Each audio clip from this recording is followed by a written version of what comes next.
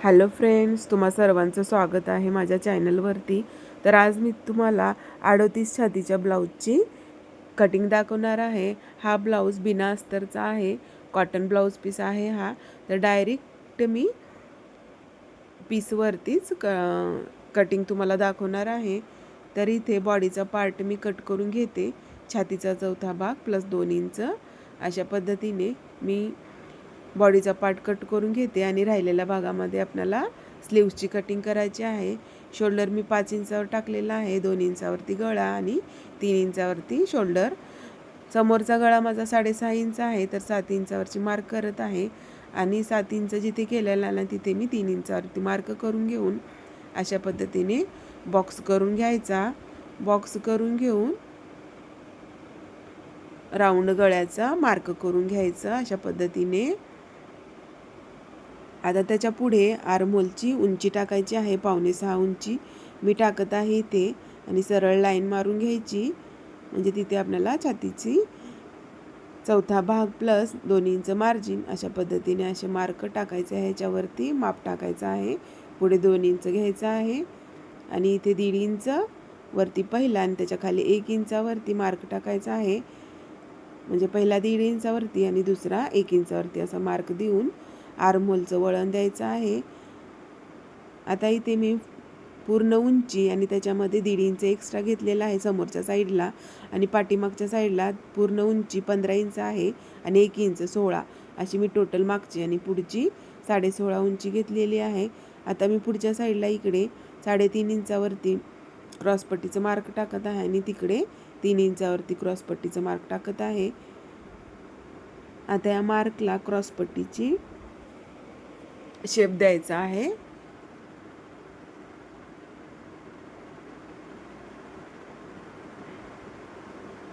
अशा पद्धतीने क्रॉसपट्टीचा शेप द्यायचा.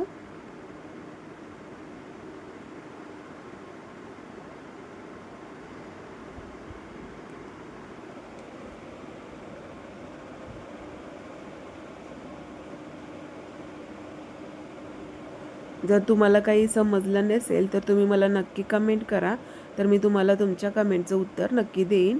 आणि जर चॅनलवरती नवीन असाल तर चॅनलला सबस्क्राईब करायला विसरू नका, नक्की सबस्क्राईब करा.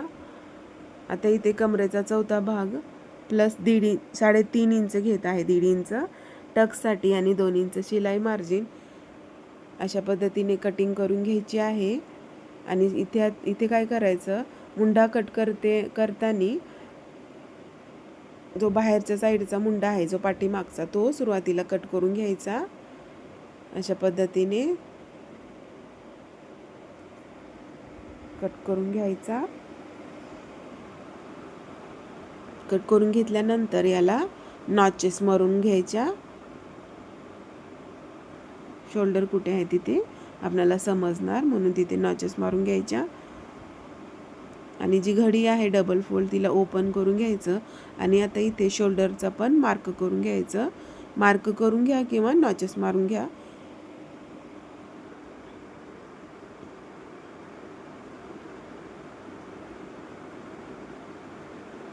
आता इथे मी समोरचा गळा कट करून घेणार आहे. अशा पद्धतीने समोरचा गळा कट करून घ्यायचा आणि लागलीच क्रॉसपट्टी पण कट करून घ्यायची. आणि लक्षात ठेवा, क्रॉसपट्टी मी वाढीव क्रॉसपट्टी काढलेली आहे, त्यामुळेच मी अर्धा इंच एक्स्ट्रा घेतलेला आहे. आता समोरचा आर्महोल पण कट करून घ्यायचा, जो अर्धा इंचावरती मार्क केलेला आहे तो. अशा पद्धतीने आता बॅक साईडच्या पण गळा कट करून घेऊन यात. आता बॅक साईडचा गळा माझा या ब्लाऊजचा 11 इंच आहे, तर त्याच्यामध्ये अर्धा इंच शिलाई मार्जिन घालून 11.5 इंचावरती मार्क करून घ्यायचं आणि खालच्या साईडला 3.5 इंचावरती मार्क करून घ्यायचं. कारण या ब्लाऊजचा गळा ब्रॉड आहे, त्यामुळे 3.5 इंचावरती मार्क करून घ्यायचं अशा पद्धतीने आणि बॉक्स करून घ्यायचा. बॉक्स करून झाल्यानंतर त्याला राऊंड शेप द्यायचा. जसा शेप पाहिजे तसा तुम्ही देऊ शकता, तर मला इथे राऊंड शेप पाहिजे म्हणून मी राऊंड शेप देत आहे. आणि हा गळा चा शेप कट करून घ्यायचा.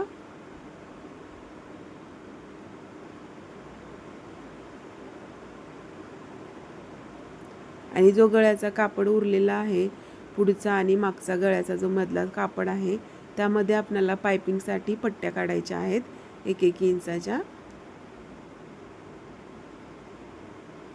हे बघा अशा पद्धतीने फ्रंट आणि बॅक एकदमच कट झालेला आहे आणि वाडी क्रॉसपट्टी पण आपली सोबतच निघाली आहे. तर आता इथे मी स्लीव्सची कटिंग करणार आहे. स्लीव्सची लेंथ आहे माझी 5.5 इंच आणि बॉटम आहे 7 इंच.